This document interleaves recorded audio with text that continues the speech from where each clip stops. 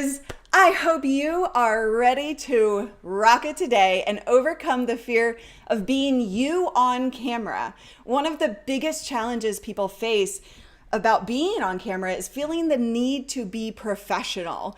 So we teach you how to create professional video, right? And live video, but we also teach you how to be uniquely you by adding your personality to the visuals of professional looking video, right? It's that perfect combo of instant credibility and massive personality.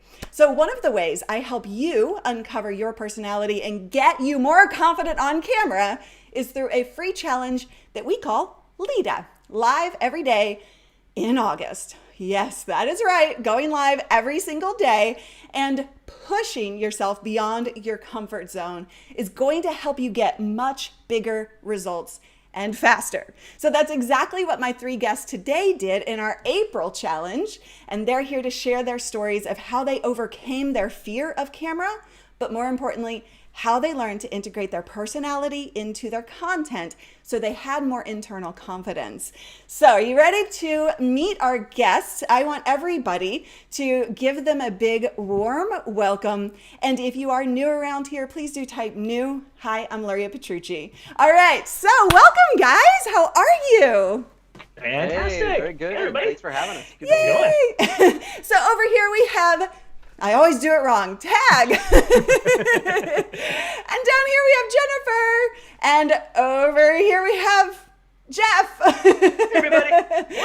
So you guys all attended the LEDA in April, the Live Every Day in April. And we're going to get down into some of your stories. And I've invited everyone here to be vulnerable today and really share their honest, true feelings, because I believe that that's where the real breakthroughs happen. And we saw major breakthroughs during this last LEDA challenge, and I cannot wait until we see more breakthroughs coming in August.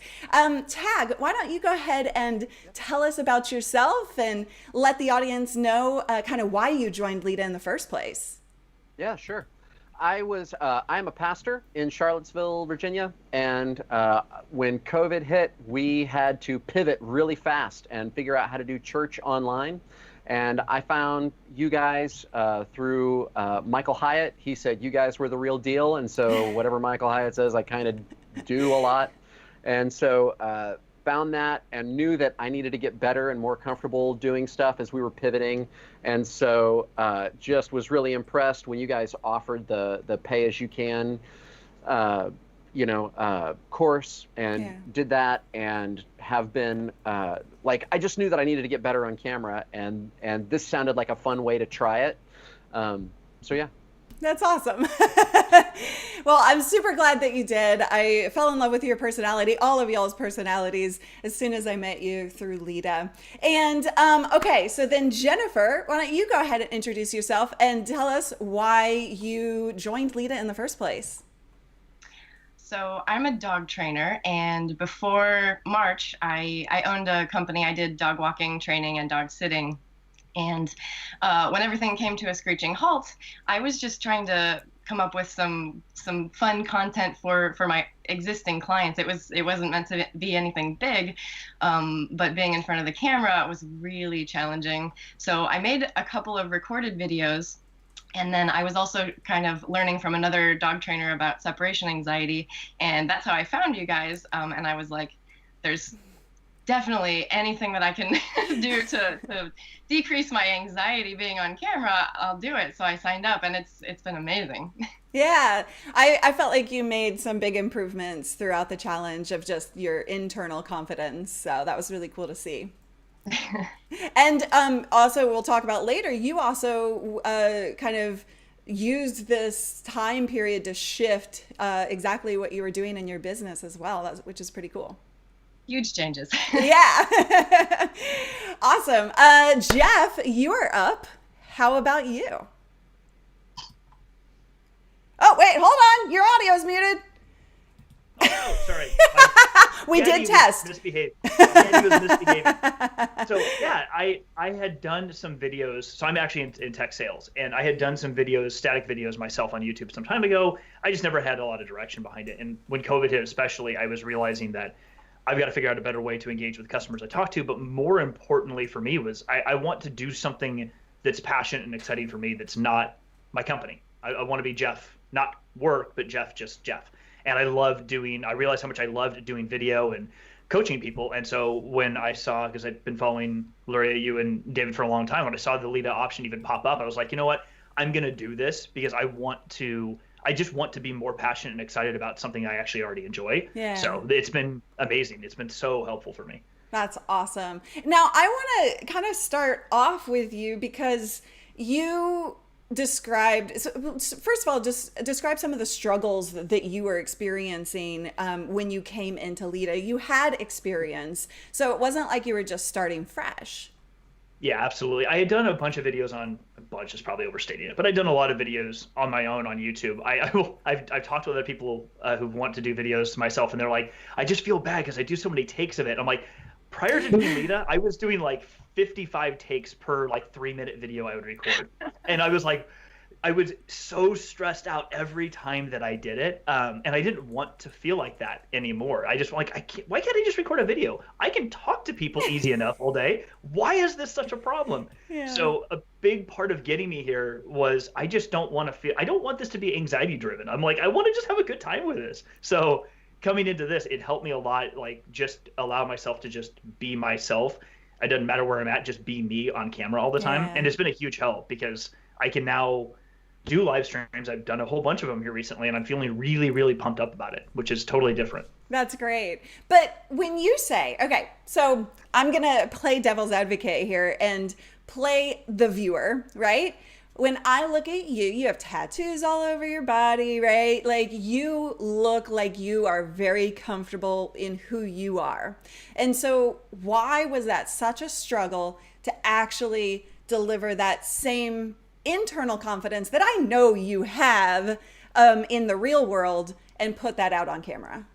It's a tough question to answer, but it's also an easy one because, and I learned this recently. I've been working with a coach separate from like work and all that. And I have a t-shirt someplace that says Imposter Syndrome Slayer. And I used to tell myself all the time that, oh, that imposter syndrome thing. I'm a typically pretty self-conscious person. And she recently is like, you need to stop saying that out loud because being self-conscious and imposter syndrome, she's like, that's just part of who you are. You telling yourself that repeatedly is making you feel worse about it. So just knock that crap off. And as soon as she said that, I'm like, oh my God, thank you. Because I think what was driving me so much before is I have tattoos and I could sit here in front of camera and talk. And as soon as I'd walk away, I'd need like a half an hour to I need to be alone for a little bit and just not talk to anybody because I was so like embarrassed about what I had just done. I did it, but then I'd feel super embarrassed and they were always conflicting with each other. So the journey to this point is just accepting that who I am is who I am, and that just needs to be okay in general. And not for any of you. You guys are awesome, but it needs to be okay for me. And that's been a problem for so long. Yeah. Thank you for that honesty. Did you guys feel any of that same struggle, Tag and Jennifer? Oh, yeah. Absolutely. Imposter syndrome all the time. Yeah. Yeah, Jeff, I mean, your story sounds so similar to mine, especially I gotta stop saying those negative things because the more you say it, the more it just becomes the truth. So that's so important. That's a huge mindset shift that I think we all struggle with. And it's not you fix it once and it's gone, right? No. Yeah.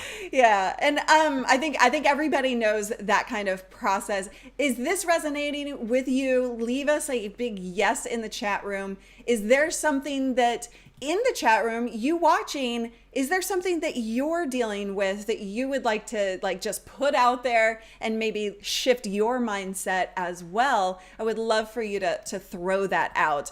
Spirit says, I hear you, Jeff. Imposter syndrome is real. Yes, it is. I see some big yeses in the comments. I love this. Thank you, guys. This is your chance, guys, to get past your comfort zone and really tap into that internal power and that internal confidence that you have. And that's what I felt like you guys all did through Lita. And you really started to realize that you were okay to be you on camera. Jennifer, I remember you saying something about that you were okay being silly, but also you had a realization around the idea that if you were flawed and you were just you, that people would like you maybe more for it.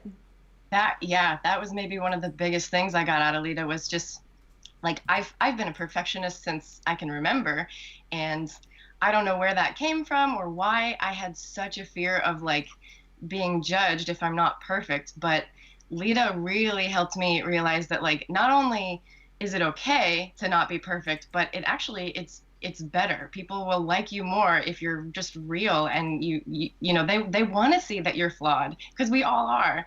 And it's hard, and like you said, it's a journey. I have to remind myself of that often, but just, yeah, it was a great place to like really drill that into my head. Yeah. It's a hard thing for everybody to accept, but it is truly what will get you the bigger results and what people want to see. Now, Tag, you are a pastor. Yes. How did you exactly bring your personality into this? What were some examples of how you decided, okay, well, I just need to be me. Can you be flawed? Right. Is that okay? Like, talk me through that. Well, right. So, like, I think that people are afraid of pastors, but I also think that pastors are afraid of people. Well said. Because we don't. I mean, like, all of us do this, right? Like, you don't know who's expecting what. You know, people have different experiences. I say I'm a pastor, and then, you know, they say, I'm sorry that I cussed or whatever. It's kind of like, okay. But then I don't know like, I tell people I'm a pastor, and I'm not sure all of a sudden what they think that I am capable of. Some people think that I must do very nasty things. Or some people think I must have never done anything nasty at all.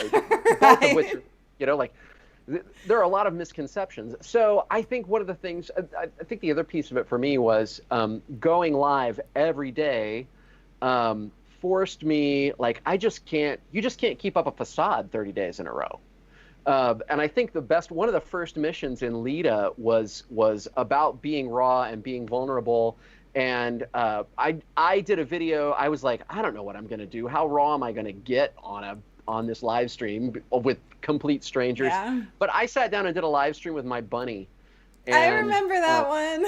Right. And for me, that was a changing moment. That was a moment where I was like, oh, yeah, you just don't have to be so buttoned up, dude. Like, take a deep breath, and then you start communicating through the camera to your audience, to the people you want to talk to, and it starts to become, I don't know, more natural.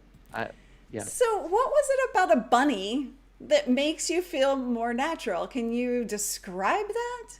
Well, I'll say it this way, like, it was the fact that I think before that moment, I felt like, well, I would not produce videos with a rabbit. I'm not a rabbit trainer. I don't have anything to do. Like, the rabbit, you know, our rabbit is just our pet. And so I would never, like, that wouldn't be professional. Yes.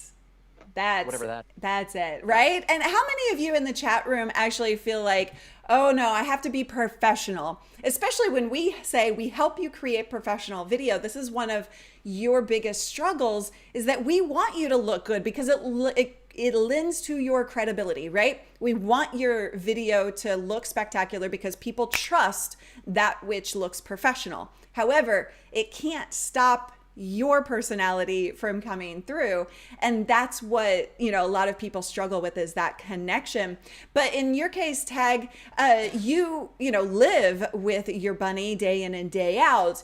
And that is just a natural part of your life. But you never thought about putting that on camera and integrating that into your content, right? Absolutely. Yeah. So can you do the little noise that you did in Lita? What was it? I mean, like, I talked to my bunny. He's my bunny friend. I had to, You have like a bunny voice. I have a bunny voice because it's like. But we all have our animal voices. I wish she was under my feet. She's usually under my feet, like chewing on my Aw. feet, and that's when I say, "Oh, bunny friend, how are you, sweet bunny friend?" And I rub her bunny ears, and I just love the bunny. She's just the best. And then you know, like when I put the bunny on, then I found out that there were some other rabbit lovers out there. Yes. And it was just like, I don't know, like I think we all took a deep breath and kind of relaxed. Kind of relaxed. Did you guys? I mean, when you heard Tag doing his bunny voice, didn't you just fall in love with him even more? Yes, and I realized that the little voice I do with my cat, she's a black and white cat named Panda. I do the exact same thing. I'm like, oh, Panda bear, like tickle her face or whatever I'm doing. I'm like, okay, it's okay. Yeah. Right? And Jeff did a great video. I mean, like you did a video where you said, "Hey, I'm gonna cuss. I'm gonna be okay with this." And I remember jumping on and watching that video live, and you opened up and felt like you could talk, which you wouldn't necessarily. And then you saw the pastor come in, and you were like, "I'm sorry." But like that was the really cool part. It's like we wouldn't necessarily have all found each other through our other channels, but we jumped in here and we all had to interact more than you would in an elevator or more than you would on the bus, downtown. Mm-hmm. Like just think about how much we stay in our little bubbles, even when we go out and especially now, right? We're all trying to figure out which bubbles we're safe being in. Yeah. But in LEDA, I mean, that was the other thing about it is I think we were all. It was funny how much we didn't talk about the pandemic. It was kind of like we all got together in this room and talked about all these things that we loved and did, but there wasn't, or at least on a lot of the folks that I was hanging out with, I didn't feel like there were long drawn out conversations about the pandemic. Yeah. Did you guys feel that too? Yeah, absolutely. I felt like, I mean, the way I described it to my wife after one of the videos I was watching, I don't remember who it was. I'm like, I felt like the world just got a little bit smaller because everybody that I was talking to, Tag, Jennifer, both of you on a regular basis, Jennifer especially, I was like, every time I saw a video of you walking your dog through the Presidio, I was like, I have like two friends that live there, like two people that I'm talking to on work calls on a daily basis. I'm like, I recognize that. It felt like everything just like, okay, it doesn't matter where we're all at. Like this group of friends, I'll be honest, I actually found myself using Facebook really for the first time in years. Like I posted there and people would tag me in timelines, accept. But I didn't find myself going on to that social network. I used others, but I didn't really engage with people. So I've actually started using that and talking to people on a regular basis, especially in the group that we've all set up. And now I find myself actually posting my live streams there and my videos there. And it's just spurred off this whole series of like connectivity with people and relationship building that I did not have before. So it was super positive. That is amazing. Yeah. What were you gonna say? Oh, I just said that's so cool. And Tag, what you said, I didn't even realize how little we seemed to talk about it. And that was like right at the beginning. Yeah. Whole thing. So, but yeah, it definitely it felt like we just suddenly had this really cool, really diverse community that like we never would have encountered each other all together otherwise. And that was really, really neat.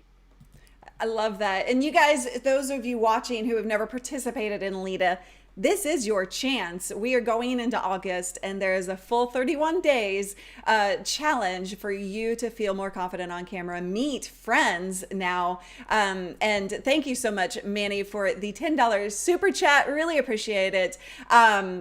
Okay, and I'll answer that question, Manny. If you stick around till the end, I'll get to that. I want to stay kind of on target and on topic. But thank you so much for that. We'll tackle that at the end. So we have a sign up link. It is a free challenge and you will get uncomfortable. I promise you that. And that's not something that a lot of people want to hear, but it is in a private group, which is what these guys are talking about. It's all in a private space that's safe for you to get vulnerable.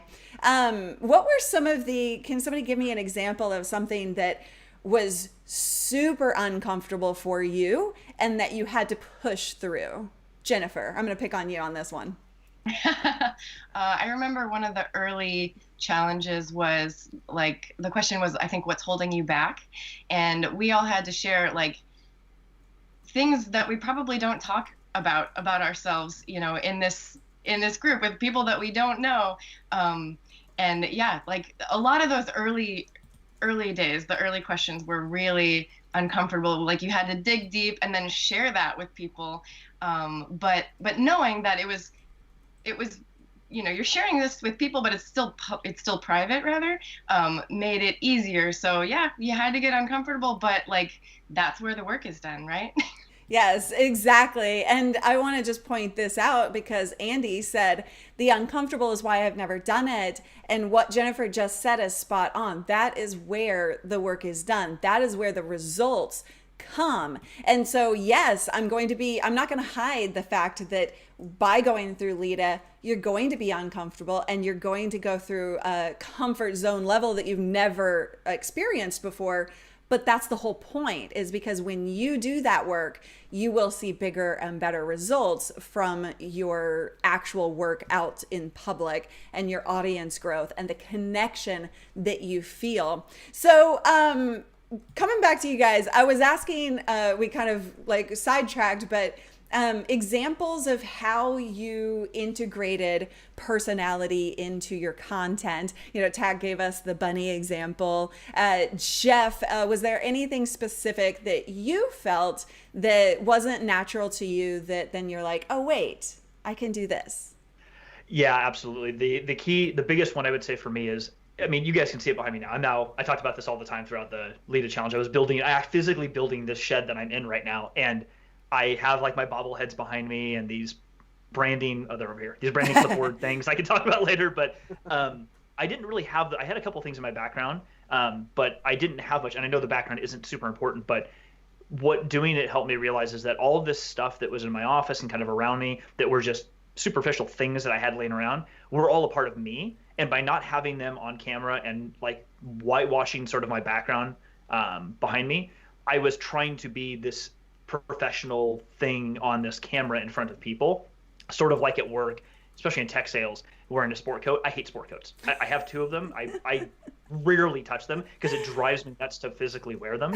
And I realized that doing this was, I mean, it helped me realize that professional is just a term for some piece of a framework. How you physically show up for that doesn't really matter. So one of the videos that we had to do, I don't remember the exact content.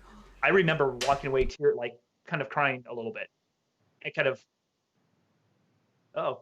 remember walking away from the video, like tearing up, and had to go sit down for a little bit because I had said something about myself and how anxiety driven I tend to be.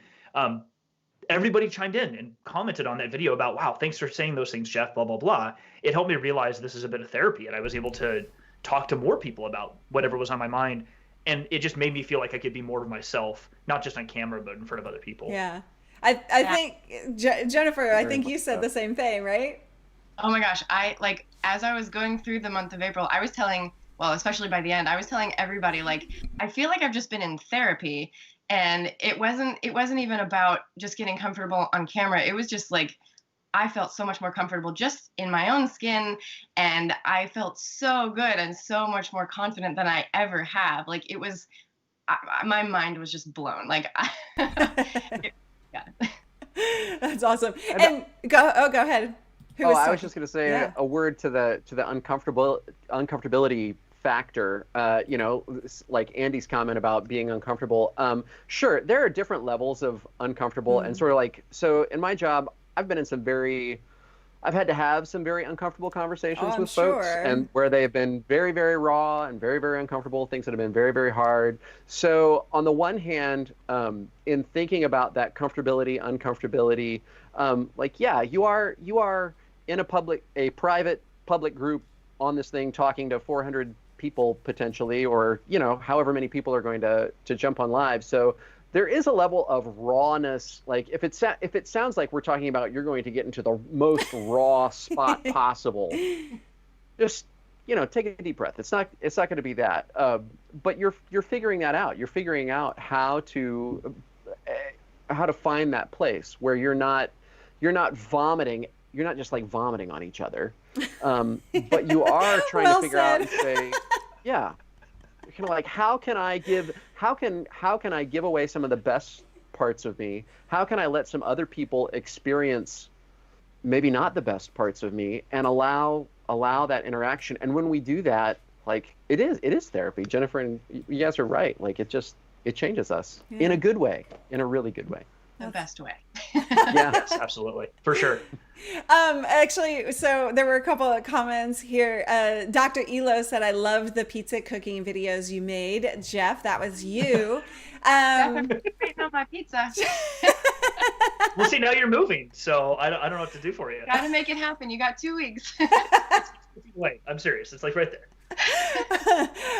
Jeff, you did start getting out into your normal environment a little bit more, and using your phone, and you were cooking outdoors, and you were cooking indoors, and you were just living your life while kind of talking and doing these daily missions.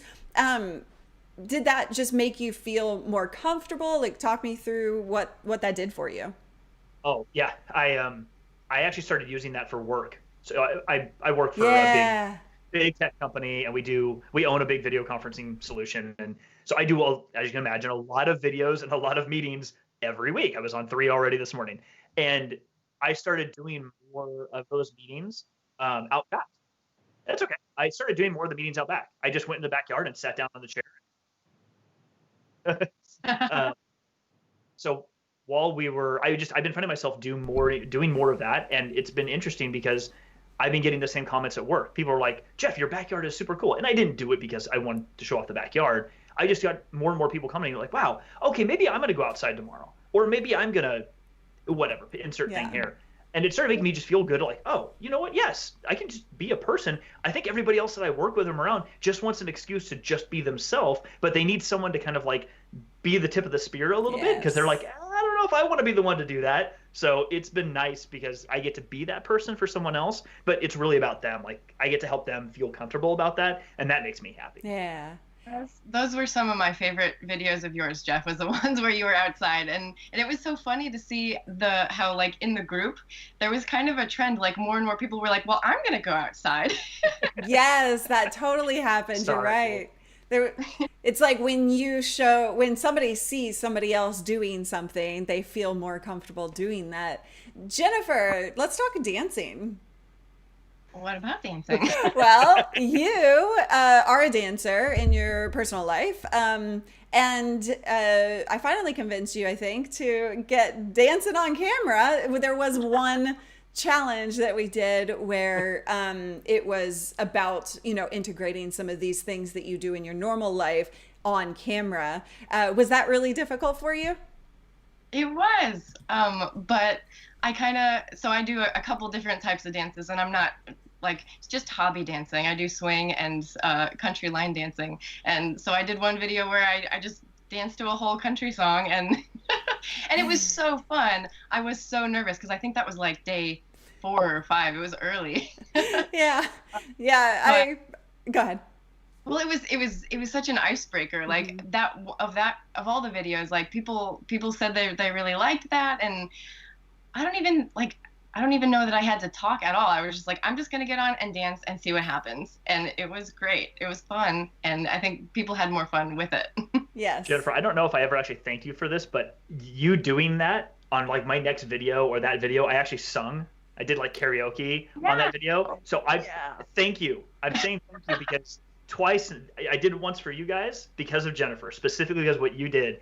And now I've done it a second time in front of all of my customers at Cisco because of that. So that's awesome, thank Jeff. you. I've never ever done that before. You did that, so thank you. Well, I think so. I have 2 things to say. I think first of all, like that is the beautiful thing about Lita is that like going outside and then like just being yourself and bringing the skills or the activities that you enjoy to your videos. Like we all kind of fed off each other, and like we're like, oh, like that's okay to do. Okay, and then we just gradually we felt more and more free to do those things, and now you're using it in your other videos. Like that's really cool.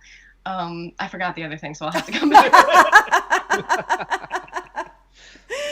Well, I mean, like, kind of goes back to something that Lori was saying before about, like, what were the things that you had to push through? And I know one of the things that I had to push through was the tech. It felt like the first couple of days You know, like we were all kind of in the midst of pivoting and doing some stuff, and there were a few people who were on the challenge who just had like amazing camera, amazing everything, and that kind of like you kind of freeze. You're like, oh well, I just have my phone, or I just have my, you know, I just have my laptop cam, and so that was something that I felt like I had to push through. But Luria kept saying, hey, just push the button and go live. This is about going live. It's not about having the perfect tech. It's not about, you know, we're not answering tech questions in here. So in a strange way, even though I was pushing through so that I could keep going live, but it also gave me some freedom to just dork around with different things. And so I ended up getting better at both just being live, and at the same time, I would try different setups. And that's how I ended up, like, I thought I'll never be able to live stream because I don't have a place in my house where I can have a good background. And then one day I ended up setting things up here like I am now. And I was like, oh, wait, this works. And I can still work on my desk and I can do this. And that's how this became my background. But if I would have never chosen this, I would have never designed this. Yeah. Well, I would have designed this. You're moving, you have an excuse. You're live. Because what matters is that it's you and you're live and it's your life, and it's credible. Like, you're a credible person because your ethos comes from you. It doesn't come from your background. And that's the, I don't know. It's a process. Like, if you want to, that's the other piece. Lita's not like therapy, like, you know, like you're paying for therapy. I mean, Lita's free. But it does work on you. It does work on you. You become more yourself by going through this process. I love that. And speaking of two things, so Susan says, I love that they keep saying freedom. That's what Lita is all about, figuring out how to be free to be you. Thank you. That's extremely well said, Susan, right there. And Spirit asked in the comments, how does all of this just be you square with the alter ego approach that I talk about? You just got the book. Fantastic. So for those of you who don't know the alter ego effect, that's the book by Todd Herman. In fact, I was just on his show yesterday, and he is going to be coming on in August to talk about the alter ego effect. So look forward to getting to know him and this conversation around what an alter ego is and can do for you. But just to give you a summary, it's essentially it's you. It's the more powerful, stronger person that lies inside of you that you can attach a name or a personality to, that holds these strong traits that you desire to put out into the world and lets you step into that person, because it really is you, but it's just that hidden piece of you that we are taught by society to push down. And so he's going to be coming on to talk about that. And we'll be talking about that more next week with a couple more of our guests from the April challenge. But what did you guys think about that? And it's not for everybody, but did all of you come up with an alter ego? That was one of my favorite challenges. I love the alter ego. In fact, I think that day I went to the, well, not went because we couldn't, but I rented the audiobook from the library, read it like that night, all in one day. Wow. Yeah. And I'm not going to talk about my alter ego because she's still a work in progress. Sure. But I love the idea. And I think it's really helpful. That's awesome. So did it allow you to feel better, feel more confident? And was it like you were picking out, as you've been developing her, was it like you were picking out pieces that you know are inside, or you're just like, oh, I wish I could be like that, and then you developed her? Or how did that work for you? It's a little bit of both. I mean, I think it's kind of like as humans grow up, you know, we're all still like trying to pick who we want to be and learn who we want to be. And it's not like, and there's so many quizzes online, like, which cheese am I? Or, you know, and everybody wants to be told, like, this is exactly who you are. But life just isn't that simple. We are so complex and so like multifaceted. And I think the alter ego concept is just a way for you to really like think about, like, who do you want to be? Yeah. And that's a choice. Like, you can be whoever you do want to be. And so it's a really cool way to just like focus and and like work on being that person. And it's like a shortcut. It's like, you know, you could spend years and years in therapy trying to like work on this trait and this trait, but the alter ego is just like, you know what, I'm just going to pretend to be that person today, and then you you just get to kind of bypass in a little way, just for this hour, for this live stream, or for whatever you've got going on. I'm just going to be that person, and then I can go back to doing the work. I love the concept. Yeah, very cool to hear your side of that. Barry wants to know real quick before we keep going, what kind of cheese are you? I think I got manchego. Okay. I don't know if I want to know why. Isn't that a stinky cheese? Oh, okay. It's similar to Parmesan, I think. Oh, okay. I got my cheese wrong. Andre Photography is saying, I really love this show today. I love every show. I just really love today's show. So thank you, Andre. I'm glad that this is helping you. Tag, what about you and the alter ego? I wrestled with the alter ego in some ways, right? Like that sense of like, what is this? Like I kind of had to run it through. I had to kind of run it through my grid. But like just sort of, if you're out there listening and you're coming at this from a Christian worldview, the thing where I went with it was in the Bible in Romans chapter 7, where Paul talks about this battle that he wages inside between the inner man, the man that he is in God, in Christ, and yet the indwelling sin that still fights with him. So there's this even in from a Christian worldview, there's this fight that goes on, and I would say that's something. I mean, just sort of if you want to take it at a metaphysical level, that's kind of the thing that I was wrestling with.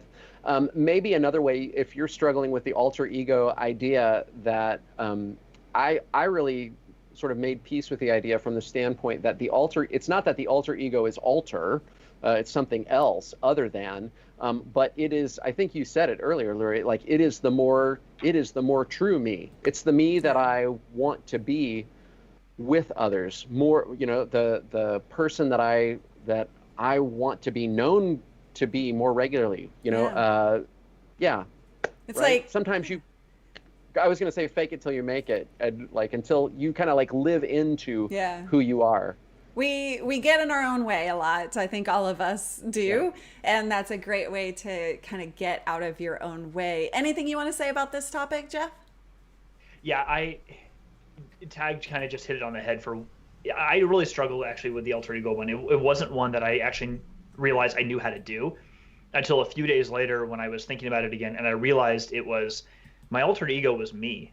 Yes. Or conversely, it was the person I behave when I'm at work, or when I'm on whatever. Who I actually am is really who I am, and I'm playing somebody else on TV when I'm at work. And doing that and going through the rest of the LEDA program, I started to realize more and more that I'm sick and tired of that. Like I'm stressed out trying to be this thing that I'm supposed to be with the metaphysical sport coat on when I go to work every day. I'm like, I'm done. I'm sick and tired of it. I'm done. And so it's helped actually being in COVID. Not that this is a good thing, but it's helped because I have to be on video so much more that I'm like, you know what? This is exactly how I dress for even customer calls when I'm meeting with a C level at some customer. I'm like, I don't care. Like how I talk to you and what I do for you and what we do together is more important than this GitHub t-shirt that I'm wearing today. So it just helped me like realize I don't want to put that face on anymore. I just want to be myself. So I kind of like let go of the alter ego because it was kind of like that was the thing that was sort of holding me back. Yeah, I love that so much. That's great. And sometimes I was just going to say, sometimes when you're like, there are parts of me when I really am truly myself, like there are parts of myself that I don't always like. And when I put it out there, I also have the opportunity to say, oh yeah, that is that's a part of who I am. I kind of want that to be different.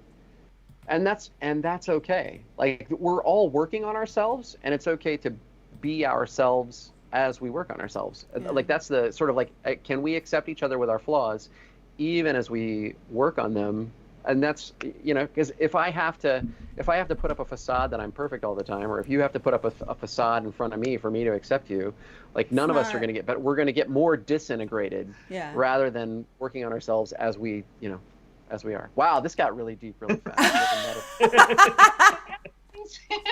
Philosophy 101, 301. All the feels. All the feels. All the things. Yes, I love that conversation though, because it's so important. Monica says, I agree with Jeff. With COVID, helped me to just turn on the video and be me. I let all of it go, and now it's just me, and I love it, even with all the flaws that were stopping me. So that's what all of this is about for sure. And I want you guys to feel,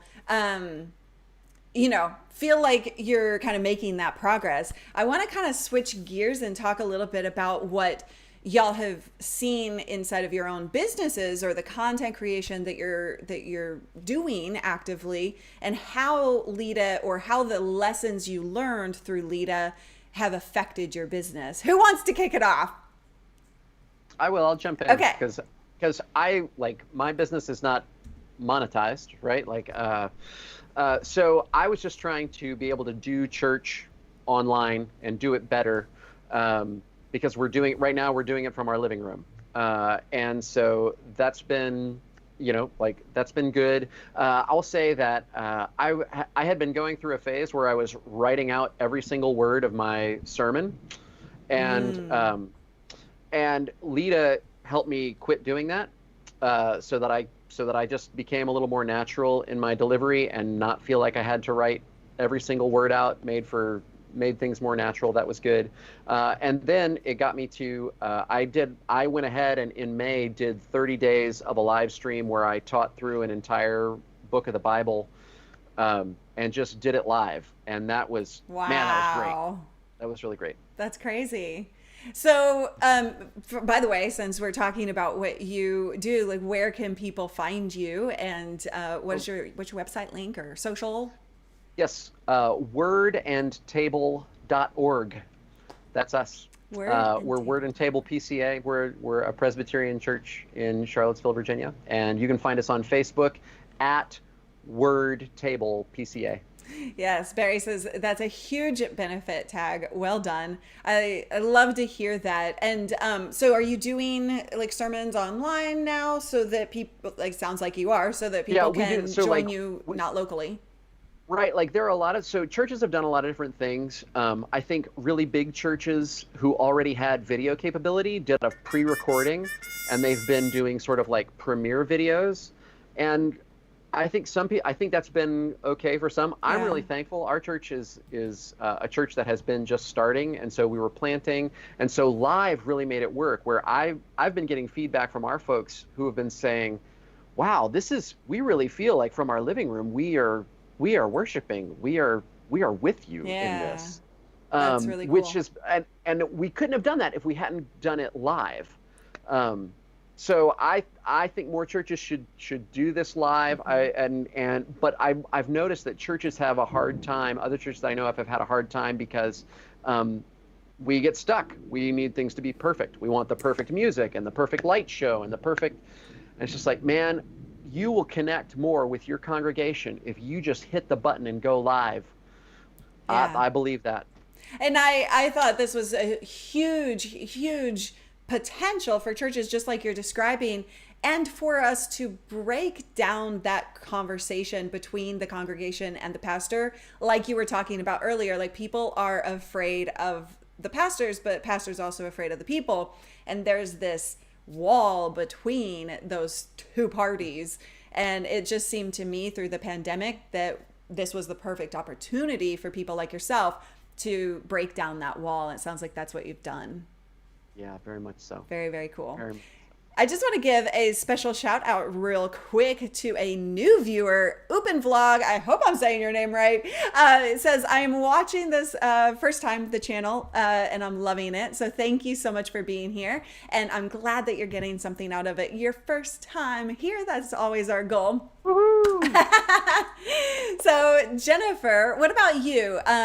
First of all, where can people find you? But also, how has this changed what you do and the lessons that you've learned, what have you done with them in your own business? Sure. Well, it's allowed me to shift my business in a whole new direction that works for me a lot more. So I was a dog trainer working mainly with puppies. I would teach classes and do private sessions, and I just always felt like I couldn't accept money for that. Like I just felt like people should be getting this information for free. um, and so what I'm doing now is I've shifted. So now when I work one-on-one with clients, it's only owners of dogs with separation anxiety, and I'm going to use recorded video to just share free puppy raising, dog training information. And so it's a win-win for me because I can give all that information away for free to a wider audience, and use more of my time to just help people who need that individual attention. So I haven't been doing live videos since Lita, but you guys help people with live and recorded. And so I'm going to focus on recording videos that people can just watch and learn how to raise their puppies. And that's a great point, is that, you know, even though I'm pushing you guys to go live for a whole month in a row, it's not necessarily that I'm telling you that live is the best thing for you in your business or whatever. You get to make that decision. But the live actually pushed you further than you would have just doing a recorded video challenge for 30 days, right? 100%. Like I said, I had done a few recorded videos that I shared on YouTube before Lita. And I was like watching them now, I'm like, oh my God, I was so stiff and like monotonous. And like, it's cringy watching them now. And I think having gone live, 30 days in a row, it just forces you to just like Tag said, forget the script, just talk and be real and share that information. And you can't, I think you have to do the live part to get there. Yeah. And what was your website? Did you say that out loud?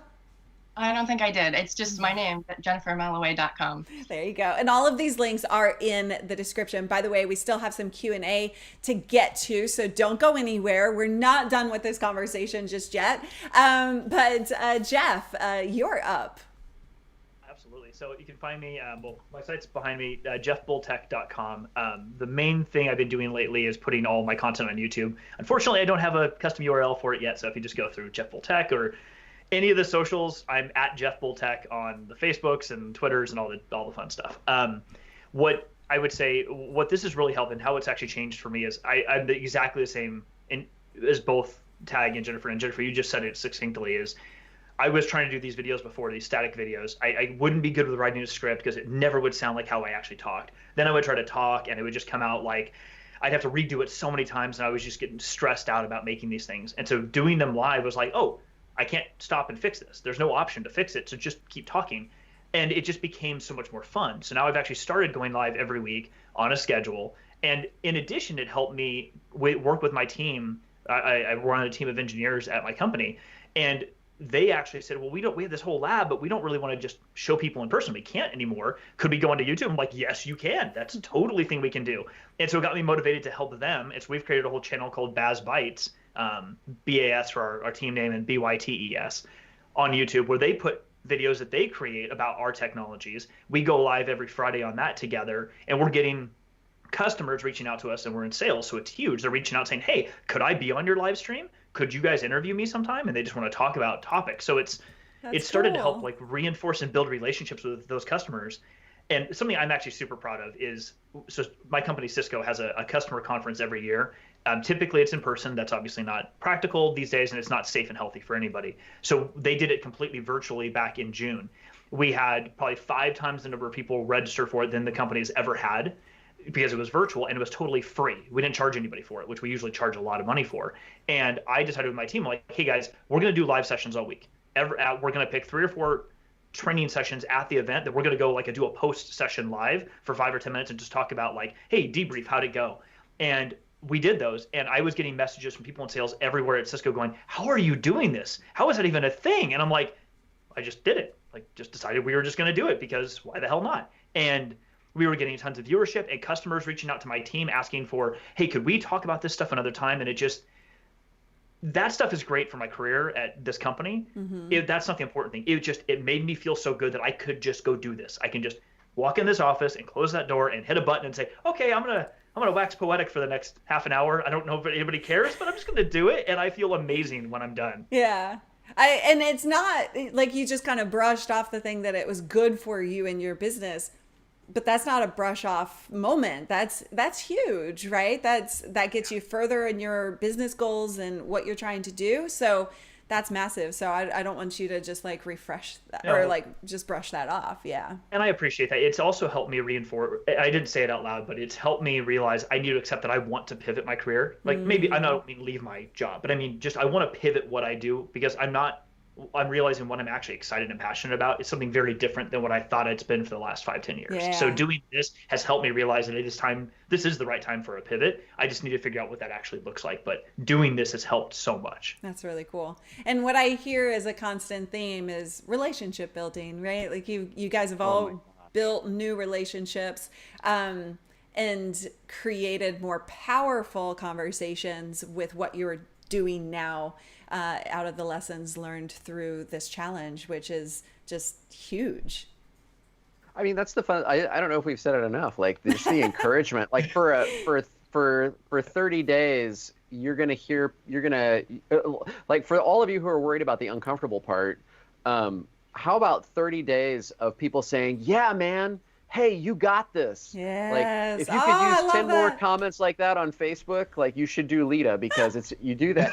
And then you get better at it too. You're like, "Hey, you got this." And you have to find emojis. If you're not an emoji user, you're like, "I have to put some fire emojis on this." Yeah, and it's not just, and it's more, Ty, to your point, it's more than just they're going to say positive words because you might get that already. They're going to say it and mean it. And you can tell they mean it because literally all of us are doing the exact same thing every single day. Why not encourage everybody else? It makes it's just, yeah, I don't know how it's better to say it than that. Well, when you get on there and you realize everybody else is putting their ego on the line too. And it just, you get in a live action foxhole together. But it's seriously one of the it's just like walking into a room and just getting showered with positivity. Like there wasn't a negative comment for a whole month, among 200 people, was it? Somewhere around there? Yeah, somewhere around there. Like that's unique. Yeah. That's really cool for you guys to say that. If you're watching and you want to participate in this challenge, you can go to livestreamingpros.com/LEDA, LEDA. The link is in the description and in the comments. Debbie is saying, I'm super excited to be part of the August challenge. I'm loving these conversations with past participants. I love that. John, thank you for the fire emojis. And also, Dr. Elo, thank you so much for the super chat. Just cuz, he said. Now, if you guys have just a few more minutes, there were some questions from the chat room that I thought we could tackle. So Tom said, seems like it's important to not take ourselves too seriously, but just having fun and allowing that to communicate the message. What would you guys say to that? Oh my God. The first video I made at the end of Lita was ridiculous. Like I saw that. It was. Did you see it? Yeah. Like we got dressed up in just crazy outfits, went out to a park and like acted super silly in front of a park full of people who were definitely like side-eyeing us. They're like, oh, these people are crazy. So it was so much fun. And like, we were trying to recruit people to just like play around with us. And it was like, I don't think I ever would have done that. Like silliness is huge. That's the thing that helps me the most. And one of the challenges that we did that I totally forgot about until right now was, oh my God. And I forgot about it again. But the thing, like getting ready before you actually go live, the preparation, like people coming. Was that the live adrenaline monster one, or was that different? Well, I think I talked about the live adrenaline monster in that one, but it was really, I think what you're talking about is the preparation and your pre-camera routine. Is that the one? That's the one, the pre-camera routine. And I didn't really get it. It didn't click in Lita, but afterwards, like I learned that like the thing that helps me the most is being ridiculously silly and the dancing, like if I just like act really weird and move my body in weird ways before I go on, then I'm just so much more relaxed. Silliness is key. Yes.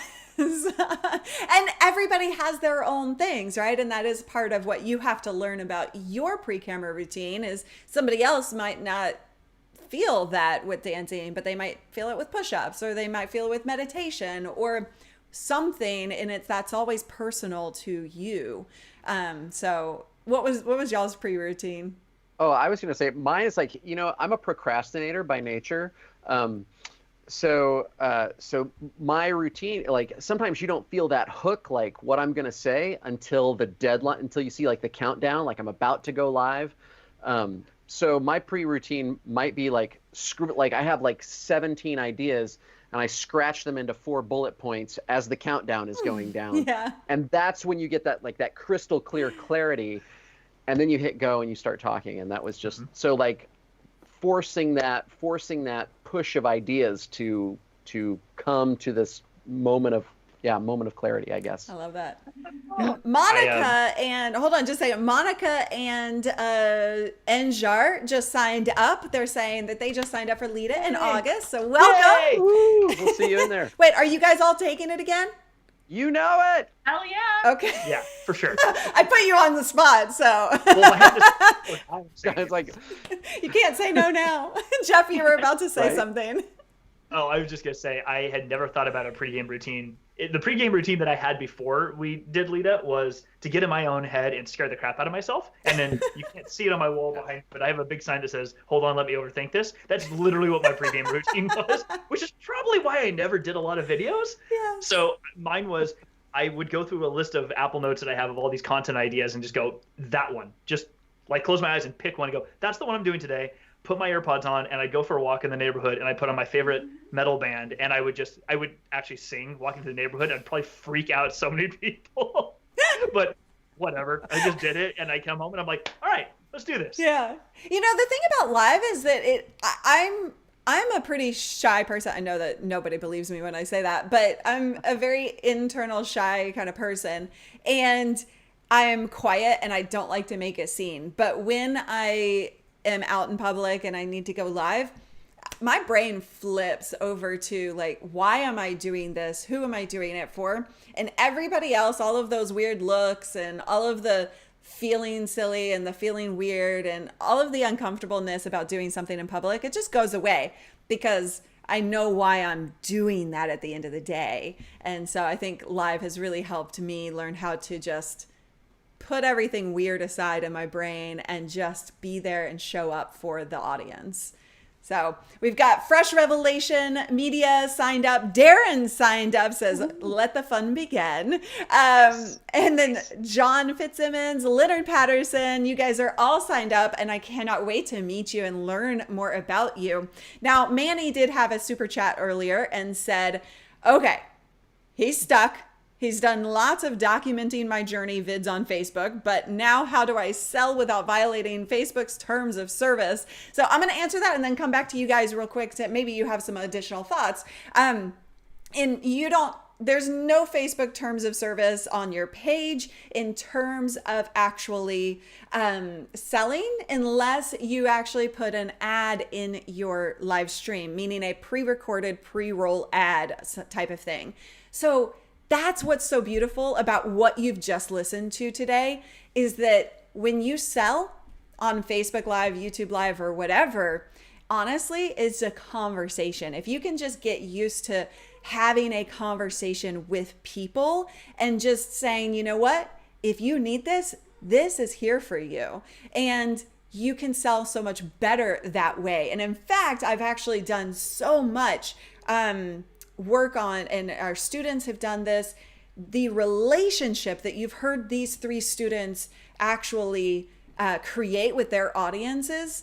I see it all the time. The selling process goes so much smoother and easier and quicker. You know how the old marketing term, you guys, the old marketing of like, hey, it takes 7 touch points to, get somebody to buy something from you.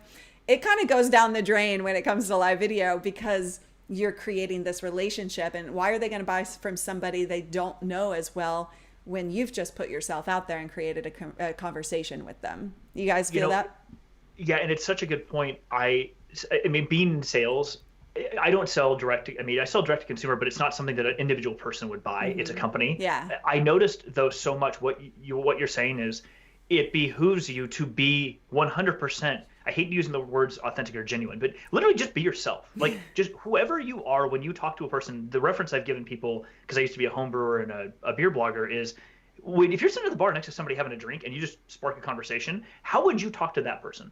However you do that, just talk to the camera that way, because everyone watching is going to realize, oh, you're just a normal human being like me. Okay, I wouldn't mind having a conversation with you. What are you saying? It's when you try to be something, whatever that something is, you're going to come across as disingenuous. You just will. People connect with you being just yourself, whatever the heck that looks like. Yeah, exactly. So we have Upin Vlog says, I've just joined the challenge. Yay. Remember, Upin was the first time even watching this show. I'm excited but nervous too. Anybody have some final words of encouragement for anybody feeling the nerves of putting themselves out there? If you're feeling the nerves, you're doing it right. If you're feeling the nerves, Lita is for you. Yes. And Yeah, it's gonna feel nervy and icky, but like that's how you know you're on the right track, and they're gonna be there to support you, and you're gonna come out better for it. Promise. I love it. 100%. 100%. All right, you guys, thank you so much for spending this hour with me and having an open and raw conversation and helping the audience feel like they can do it too. Because I know a lot of that was going on of like, okay, these guys did it, I can do it too. And it's not about this challenge specifically. It's really about you feeling like you can be uniquely you on camera and bring out your personality, because that's what's going to give you results as opposed to the stiff professional personality that we all tend to put out. So thank you guys so much. Yeah. Thanks for having us. Thanks for having It's us. been great. Absolutely. Really fun. So links for every one of these guys are in the description, as well as the Lita Challenge. Definitely go follow them. You will get to know them inside of the Lita Challenge, because apparently they're all taking it again because I roped them into it. And I think it's really time to dance it out. It's time for a dance break. What do you guys say? Hell yeah. Totally. Why not? All right, we're going on mute, but thank you guys so much. And let us know what your biggest takeaway was in the comments. Hold on. I lost my button. It's coming. Oh. And where did it go? Here we go. Bye, guys. Don't you know that you're just the